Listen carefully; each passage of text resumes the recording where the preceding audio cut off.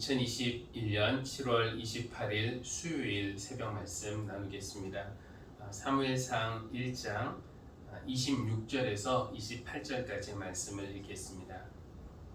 한나가 엘리에게 말하였다. 제사장님, 나를 기억하시겠습니까? 내가 주님께 기도드리려고 이곳에 와서 제사장님과 함께 서 있던 바로 그 여자입니다. 아이를 낳게 해달라고 기도하였는데 주님께서 내가 간구한 것을 이루어 주셨습니다. 그래서 나도 이 아이를 주님께 바칩니다. 이 아이의 한평생을 주님께 바칩니다. 아이를 낳지 못한다는 이유로 이루 말할 수 없는 서름과 속상함을 겪었던 한나는 성전을 찾아가 눈물로 기도하면서 자기에게 아들을 주시면은 그 아들을 평생 주님께 바치겠다라고 서원을 했었습니다.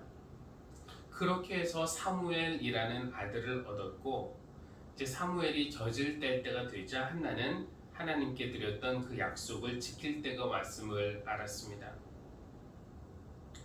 아들 없는 것 외에 거의 모든 것을 가졌던 한나에게 어렵게 아들이 생겼는데, 이제 그 아들을 내 아들로 키우는 것이 아니라 하나님의 자녀로 한평생 드린다라는 것이 한나에게는 결코 쉬운 일은 아니었을 겁니다.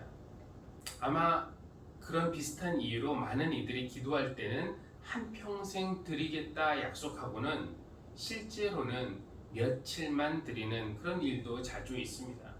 상황이 바뀌면은 우리는 약속한 것도 쉽게 바꾸는 그런 버릇이 있습니다.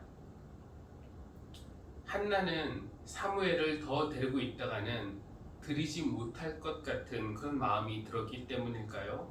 사무엘이 젖을 떼자마자 한나는 사무엘을 성전에 데려가서 하나님의 일꾼으로 바쳤습니다. 어떤 이들은 하나님이 너무하신다라는 그런 생각을 하기도 합니다. 그 아들을 빼앗아 가실 거면 애초에 왜 주셨냐는 것이죠.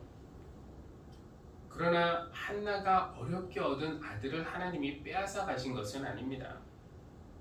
하나님은 한나에게 더 큰 은혜를 허락하셨어요. 다음 장에 나오는 이야기이지만 아이를 낳지 못했던 한나가 그 이후에 사무엘 이후에 아들 셋과 딸 둘을 더 낳습니다. 이렇게 하나님께 드리겠다는 그 약속을 어렵지만 지켰을 때 한나는 자기에게 있던 것을 빼앗긴 것이 아니라 오히려 예상하지 못했던 더 큰 은혜를 받게 된 것입니다. 그 중에서도 가장 큰 복은 사무엘을 하나님께서 하나님의 도구로 사용하셨다는 것입니다. 그러니까 하나님께 드리는 것은 빼앗기는 것이 아니라 우리가 더 큰 은혜를 받는 길입니다. 빵 가게 앞에서 허름한 옷을 입은 작은 아이가 그 빵들을 뚫어지라 쳐다보고 있었습니다. 지나가던 한 신사가 그 아이를 바라보면서 물었습니다. 얘야, 빵이 먹고 싶니? 이제 신사는 아이를 빵집 안으로 데리고 가서 빵을 한 봉지를 사다 주었습니다. 이 아이가 얼마나 좋았을까요? 그 가게를 나오면서 빵 한 봉지를 안고 있는 그 아이 보면서 얘야, 나도 하나만 줄래? 그러자 아이가 그 빵을 빼앗길까봐 봉지를 꼭 안고 냅다 도망쳤다는 것입니다.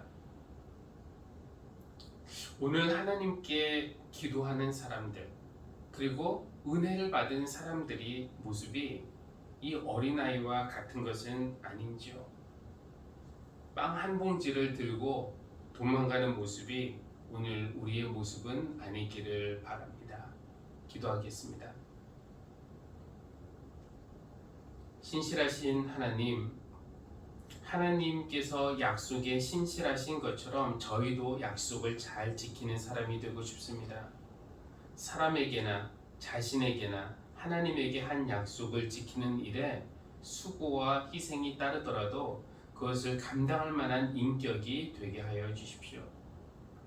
하나님은 우리의 소중한 것을 빼앗으시는 분이 아니라 우리가 소중한 것을 기쁨과 감사로 드릴 때 오히려 예상하지 못한 더 큰 복과 은혜로 갚아주시는 분임을 믿게 해주십시오. 예수님의 이름으로 기도합니다. 아멘.